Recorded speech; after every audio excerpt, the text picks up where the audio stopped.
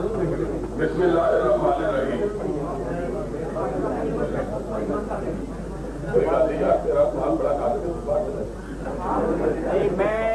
میرا خیال ہے کہ تمام علماء کرام یا موجود ہے، میں سر آپ سے گزارش کروں گا کہ آپ اپنے چاہنے والوں سے یہ کہیں کہ جہاں اتنے گھنٹے ڈیکورم کو رکھا گیا ہے، یہ آخری لمحات جب کہ کچھ باتیں سمجھ آ رہی ہیں، تھوڑا سا نمبر اور کی بات آئی. بسم اللہ الرحمن الرحیم. حضرات، میں ساجد میر صاحب صاحب کا شکر گزار، ساجد میر صاحب یہ سب بیٹھے ہوئے ان کا شکر گزار ہوں جنہوں نے مجھے موقع دیا. ویسے حصولی طور پر میں یہ بالا نشین اضلاع کا ان کی توجہ مبذول کروانا چاہتا ہوں. اصولی طور پر مجھے ویسے بھی وقت دینا چاہیے تھا کیونکہ میں نے ایک ٹیکنیکل پوائنٹ جو تھا وہ اٹھایا تھا اور جان بوجھ کے اس بل پر گفتگو نہیں کی تھی. اس وجہ سے بھی ویسے میرا حق تھا. قاضی صاحب کے انتہائی احترام کی وجہ سے میں نے یہ گزارش نہیں کی کہ وہ بھی پہلے اپنا بیان کر لے تاکہ میں سارے کا جو ہے کیونکہ میرا حق ہے کہ میں نے استغاثہ ظاہر کیا ہے. اس لحاظ سے حق یہ تھا کہ قاضی صاحب بھی پہلے بول لیتے. بعد میں جتنے نکات چونکہ اب شریعت محاذ کی طرف سے پیش کیا گیا بل زیر بحث ہے، چونکہ میرے ساری گفتگو جو تھی وہ یہ تھی کہ شریعت محاذ کا بل ہے یہ، اور ابھی تک قاضی صاحب حسین احمد صاحب کے صرف اس خوبصورت چہرے کو دیکھ کر میں مان لیتا ہوں کہ وہ کہتے ہیں ہم پیش کر رہے ہیں. میں سن تو لیں نا ان کو بولنے اکیلے کو. وہ کہتے ہیں کر چکے ہیں. میرے پاس ایفیڈیوٹ موجود ہے، میں نہیں چاہتا تھا اس بات کو اٹھانا. جب آپ اٹھا رہے ہیں تو پھر سن لیں. میرے پاس 3 سینیٹرز کے ایفیڈیوٹ موجود ہیں جنہوں نے کہا ہے کہ آج کے دن 19 مارچ تک جمعرات کے دن تک کوئی ترمیمی بل سینٹ میں پیش نہیں کیا گیا. 3 سینیٹرز کے ایفیڈیوٹ میرے پاس موجود ہیں. اور اتنے ہم بھولے نہیں ہیں مولوی، لیکن اتنے بھولے نہیں ہیں کہ ہمیں یہ کہا جائے کہ پیش کر دیا ہے. پیش کرنے کا ایک طریقہ کار ہوتا ہے، اس کی باقاعدہ سینیٹرز میں نقلیں تقسیم ہوتی ہیں. میں یہاں حاضری سے پہلے 3 سینیٹرز سے مل کے آیا ہوں. انہوں نے ایفیڈیوٹ دی ہے کہ آج تک ہمیں کوئی نقول اس کی موصول نہیں. لیکن میں نے پہلے کہا تھا کیونکہ بڑے زور سے 3 آدمیوں نے نہیں کر دیا ہے، تو میں نے کہا کہ پہلی خواندگی مکمل ہو چکی ہے.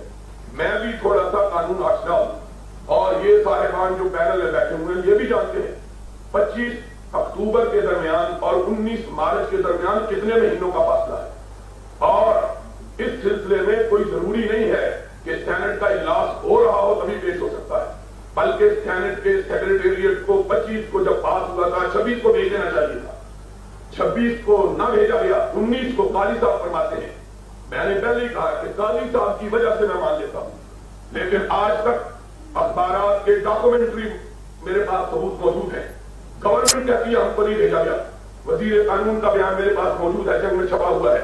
وہ کہتا ہمیں کوئی نہیں بھیجا گیا. اور خود شریعت بل کے محررین میں سے آج تک کسی نے پریس اسٹیٹمنٹ نہیں دی کہ ہم نے اس میں ترمیمی بل پیش کر دیا ہے. آپ یہاں بیٹھ کے اندر بیٹھ کے مجھے کہہ دیتے ہیں. آپ کے احترام کی وجہ سے میں مان لیتا ہوں، لیکن اس ماننے کا کوئی قانونی جواز موجود نہیں ہے. اس کے بعد میں یہ گزارش کرنا چاہتا ہوں ترتیب بار. میرے محترم بزرگ مفتی محمد حسین صاحب نعیمی نے بڑے خوبصورت انداز میں اپنی گفتگو کا جو ہے وہ اظہار کیا ہے. اسی طرح مولانا وسیع مظہر نقوی صاحب نے، اسی طرح ڈاکٹر اسرار صاحب نے. میں صاحب وہ آدمی ہوں اور اسی طرح سینیٹر قاضی حسین احمد صاحب نے. چاروں حضرات کی تقریریں معتدل تھی ماں سوائے ڈاکٹر اسرار صاحب کی، اور کسی میں کوئی طنز اور کاٹ موجود نہیں تھی. اور سب سے زیادہ مجھے جس تقریر نے متاثر کیا ہے وہ مولانا وسیع مظہر نقوی کی ہے، اس وجہ سے کہ انہوں نے بڑے واسطہ الفاظ میں یہ بات کہی ہے کہ شریعت محاذ کی آغاز اور ابتدا ہی غلط ہے. اس لحاظ سے کہ پہلے آپ ایک فیصلہ کراتے ہیں، پھر سارے علماء کو کہتے ہیں کہ انگوٹھا چھاپ. یہ بات آپ نے ضیاء الحق سے جو ہے وہ سیکھی ہے کہ وہ لوگوں کو بلاتا ہے شورا میں کہ فیصلہ میں کرتا ہوں اور آپ انگوٹھے لگوا دیں. خدا کے لیے اس فیصلے کی روش کو تبدیل کیجیے. اگر آپ یہ سمجھتے ہیں کہ باقی حضرات بھی اہل علم ہیں اور ان کا بھی ایک نقطہ نظر ہے، ان کی بھی ایک رائے ہے، ان کی بھی ایک اسٹینڈنگ ہے، صرف اس بات سے بات نہیں بن سکتی کہ چند لوگوں کو آپ کہیں کہ فلاں مسلک کے بھی آگے اور فلاں مسلک کے بھی آگے. یہ بات بھرتی کی ضرور ہو سکتی ہے لیکن حقائق کو تبدیل نہیں کر سکتی ہے. اس وجہ سے میں مولانا وسیم اظہر صاحب ندوی کی اس تقریر کو انتہائی زیادہ اس ماحصل سمجھتا ہوں اس سارے سیشن کی کہ انہوں نے بڑے اعتدال کے ساتھ شریعت محاذ کو توجہ دلائی ہے کہ تم نے پیر و پیر غلطیاں کی ہیں, مسلسل غلطیاں کی ہیں, نہ پہلے پوچھا ہے, نہ عبارات درست ہے, نہ لاز درست ہے, نہ کلاس درست ہے, ساری بات غلط ہے اور اس کو بیٹھ کر پہلے درست کر کے پھر پیش کرنا چاہیے تھا. یہی میرا موقف تھا. میں جناب والا جہاں تک پہلی بات کا تعلق ہے میں یہ کہنا چاہتا ہوں مفتی صاحب نے فرمایا ہے کہ آج تک علماء نے کوئی بات پیش نہیں کی. میں افسوس کے ساتھ کہنا چاہتا ہوں کہ حضرت مفتی صاحب آپ کے اور ہمارے اور باقی تمام طبقات کے برگزیدہ علماء نے جن کے علم اور فضل پر آج تک کوئی شخص اعتراض کی گنجائش اپنے دل میں نہیں پا سکتا, انہوں نے متفقہ طور پر 31 علماء نے 22 نکات پیش کیے تھے. میں نہیں سمجھتا کہ آپ نے کس طرح ان کو فراموش کر دیا ہے اور آپ کہتے ہیں کہ آج تک علماء کی کسی جماعت نے کوئی کام پیش نہیں کیا. اسمبلی کی بات نہیں ہو رہی, آپ نے کہا ہے کہ لوگوں کو پیش کیا ہے, لوگوں کو اسمبلی کے لیے رہنما اصول دیے ہیں اور آج تک وہ 22 نکات جو ہے وہ ہمارے پاس موجود ہیں. ان پہ جماعت اسلامی کے بانی اور مؤسس حضرت مولانا سید ابوالعلا مودودی علیہ رحمت, جماعت اہل حدیث کے نامور قائد حضرت مولانا سید محمد داؤد غزنوی علیہ رحمت اور علماء بریلی کے نامور عالم مولانا بدایونی علیہ رحمت اور اسی طرح تمام اکابر مولانا شبیر احمد عثمانی علیہ رحمت, ان سارے لوگوں کے مولانا سید سلیمان غزنوی علیہ رحمت, ان سارے اکابر کے دستخط موجود ہیں. اور آپ حضرات اس شریعت دل میں جو آپ بات کہتے ہیں اس میں آپ نقائص لے کے آئے ہیں. اس 22 نکات کی اگر جو کوئی خوبیاں ہیں وہ ساری کی ساری 22 نکات کے اندر موجود ہیں. اس لحاظ سے مفتی صاحب کا یہ فرمانا کہ یہ آج تک علماء نے کوئی چیز پیش نہیں کی, یہ میں سمجھتا ہوں کہ علماء کے بارے میں درست نقطہ نظر نہیں ہے. آج تک 22 نکات علماء کا متحدہ اور متفقہ ایک دستاویز اور لائحہ عمل رہا ہے جو ہر حکومت کے سامنے پیش کیا جاتا رہا ہے.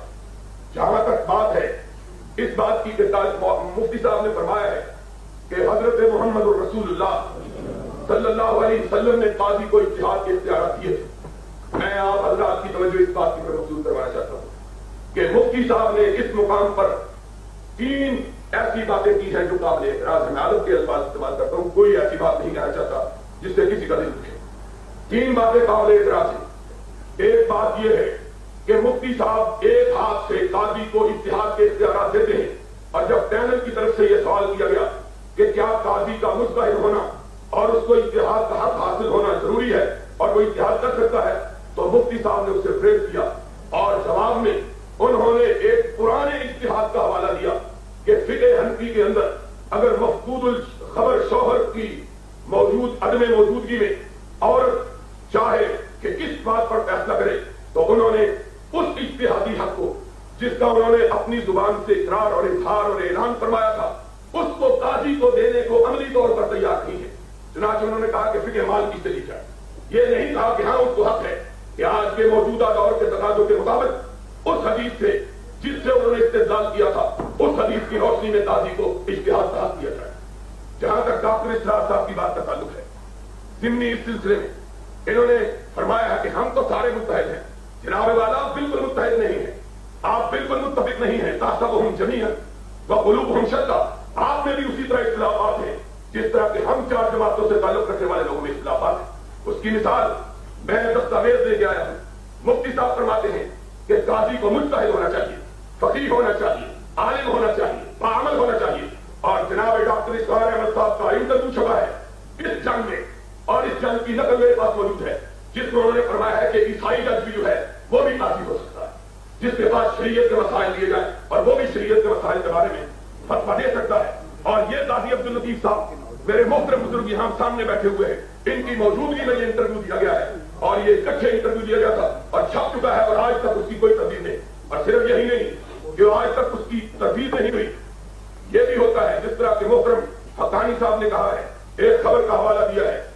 قاضی صاحب نے فرمایا اور میں سمجھتا ہوں کہ قاضی حسین احمد سچا آدمی ہے, اس کو نہیں پڑھی ہوگی لیکن جہاں تک ڈاکٹر اسرار صاحب کے انٹرویو کا تعلق ہے وہ پڑھا ہے क्योंकि मैंने डॉक्टर साहब का नाम लेकर इस बात पर तनकीद की है और उसी जिस अखबार में डॉक्टर साहब का इंटरव्यू छपा है उसी में मेरा इंटरव्यू छपा है कि डॉक्टर साहब ने एक ऐसी अजीब बात कह दी है जिसकी कोई मिसाल कायनात के अंदर मौजूद नहीं है। जहां तक इख्तिलाफात की बात करते हैं, आपके इख्तिलाफात की दास्तान को मैं अभी डॉक्यूमेंट के साथ वादे करता हूं। सारा जोर काजी हुसैन अहमद साहब ने लगाया है कि क़यादत मुसलमानों के हाथ होनी चाहिए, मुसलमानों के साथ मौलवियों के हाथ में होनी चाहिए। मैं मौलवी हूं, मौलवी पैदा हुआ हूं और दुआ करता हूं मौलवी मरूं, लेकिन मैं कहता हूं ये कोई बात नहीं है। क़यादत के लिए मौलवियत और गैर मौलवियत की तफरीक मेरे नजदीक गैर इस्लामी है। एक शख्स जिसके अंदर बसीरत हो, इस्लाम का दर्द हो, इस्लाम की मोहब्बत हो, मुसलमानों के लिए फलाह व बहबूद का जज्बा हो, मौलवी ना हो, वो मौलवियों से बेहतर है इस शर्त में कि वो इस्लाम के लिए वो काम कर सकता है जो मौलवी नहीं कर सकते। और इस बात का अमली मुजाहरा हमारे अकाबिर ने कायद आज़म अलैहिर्रहमत की क़यादत में किया है। कायद आज़म मौलवी नहीं था, कायद आज़म की क़यादत में मौलाना शब्बीर अहमद उस्मानी ने जंग लड़ी है, कायद आज़म की क़यादत में मौलाना अबुल हसन ने जंग लड़ी है, कायद आज़म की क़यादत में अल्लामा इब्राहिम मीर सियालकोटी ने जंग लड़ी है, कायद आज़म की क़यादत में हाफ़िज़ फैज़ हुसैन ने जंग लड़ी है। इसलिए मैं इस नजरिए के पापाइयत के नजरिए को मानने के लिए तैयार नहीं। और तीसरी बात जो मैं बात कहना चाहता हूं वो ये है कि आप कहते हैं मेरी जुल्फ तुम्हारी जुल्फ में पहुंची तो हुस्न कहलाई, वो तीरगी जो मेरे नामा स्याह में थी। ये मुतल्ला शरीयत महाज का बयान है 25 फरवरी का पाकिस्तान के सारे अखबार में छपा है। इसके अंदर लिखा हुआ है अगर शरीयत बिल की हमायत करने पर MRD राजी हो जाए तो मुतल्ला महाज की क़यादत MRD के सुपुर्द कर दी जाएगी। कहां यहाँ के ईमानदार राजे के दूसरा माफी था, वो राज जो सारी गलियों और मोहल्लों में फैला हुआ है, आप उसको छुपा के कहां तक रखें। और काजी साहब मोहतरम ने, मैंने पहले कहा है डॉक्टर साहब भी मेरे लिए उतने मोहतरम है जितने काजी साहब, और डॉक्टर साहब का मुझे डर ज्यादा है। काजी साहब का काम है, डॉक्टर साहब भी खतीब है, मैं भी खतीब हूं, लेकिन मैंने वादे तौर पर कहा है डॉक्टर साहब की बात में तलखी थी, मैं उसका तस्करा करूंगा। काजी साहब ने अपनी सारी गुफ्तगू इंतहाई धीमेपन और शराफत से की है, लेकिन इसके बावजूद मैं काजी साहब ये बात कहना चाहता हूं, खुदा का खौफ कीजिए कि अगर हमारे आपके हाथ में बात आए तो वो इस्लाम की हो जाती है और हमारे हाथ में आए तो कुफ्र हो जाता है। ये कौन सी बात है कि तुम्हारी जुल्फ में पहुंची तो हुस्न कहलाई, वो तीरगी जो मेरे नामा स्याह में थी। अगर अमीर हुसैन गिलानी MRD में चला जाता है तो काफिर हो गया है, और अगर सारी MRD को आप मुतल्ला शरीयत महाज सौंप देते हैं तो मुसलमान हो गया है।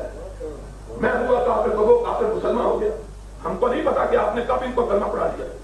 खुदा के लिए इस तरह की तफरीक की उम्मत में मत कीजिए। मैं एक खालिस मजहबी और दीनी जमात का फर्द होते हुए इस तफरीक को कतन रवा नहीं समझता, और मैं समझता हूं कि इसी बात से पापाइयत से आप जदीद तालीम याफ्ता तबके को दूर कर रहे हैं इस्लाम से। वो डरता है कि मौलवी आएगा, छुरी हाथ में होगी और बिस्मिल्लाह अल्लाहु अकबर कह के बट कसाई की तरह सबको जिबा कर देगा।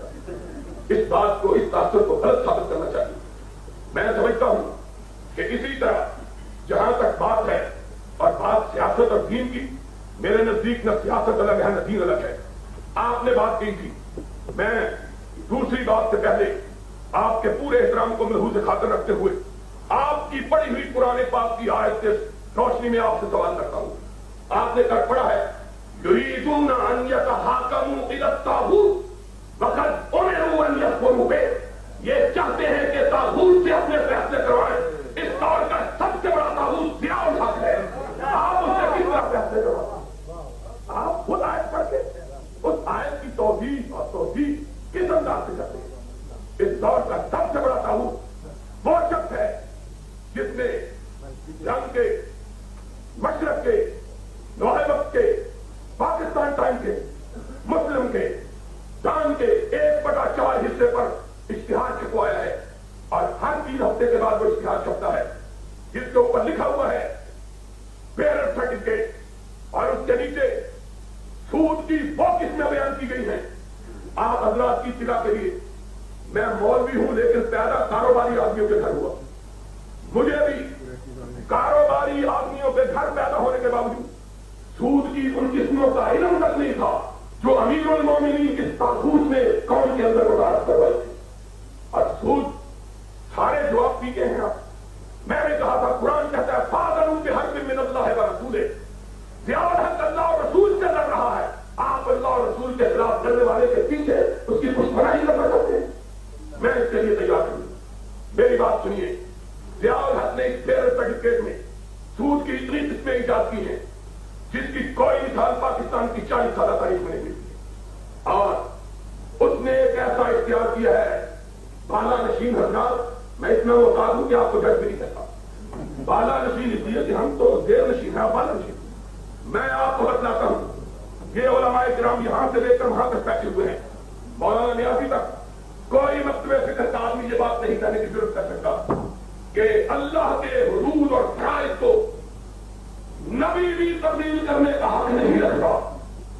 इस ज़ियाउल हक ने पेरेंट सर्टिफिकेट के अंदर सूद की तरहीब देते हुए नबी से भी बड़े खुदा के इख्तियारात अपने लिए इस्तेमाल करते हुए ये कहा है कि अगर कोई शख्स 59 रुपए 69 रुपए जमा करवाए, 3 साल के बाद उसको 100 रुपए मिलेंगे और उसको क्या क्या सहूलतें होगी, वेल्थ टैक्स नहीं लगेगा, खुला नहीं होगा, खुला नहीं होगा, और आखिर में कहा है कि उसको ज़कात से मुस्तस्ना करार दे दिया जाएगा। उलमाए किराम, मैं दर्दमंदी से ये अपील करता हूं, क्या ये शरीयत बिल से कम का मसला है?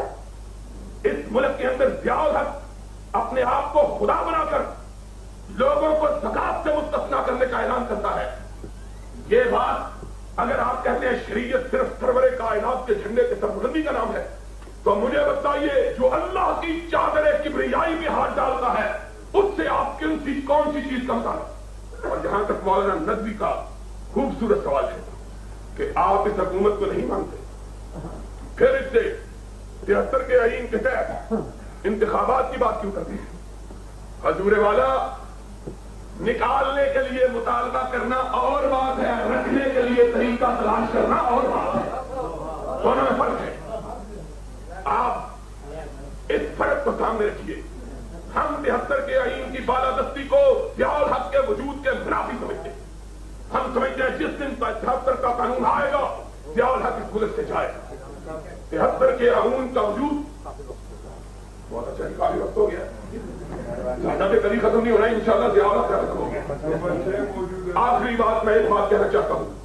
डॉक्टर साहब ने एक बात कही थी, मुझे इजाजत दे दीजिए, तलखी में कही थी, मैं उसका जवाब तलखी में फरमाते हैं तब्दीलियां करते जाओ और शरीयत छोड़ दो। किसने कहा शरीयत छोड़ दो? किसी बंदे ने यह नहीं कहा कि शरीयत छोड़ दो। हम तब्दीली, मैं अम्माजी की बात नहीं करता, मुझे माफ कर दे, अपनी अपनी बात, हर आदमी अपनी अपनी बात करे, मुझे माफ कर दे। पर खाली साहब एक बात अगर इजाजत दे देना, गुस्सा न कीजिए, प्रोफेसर गफूर साहब अगर ये कहें कि पीपल्स पार्टी का वजूद नेमत उज़्मा है तो वो बहुत अच्छी बात है।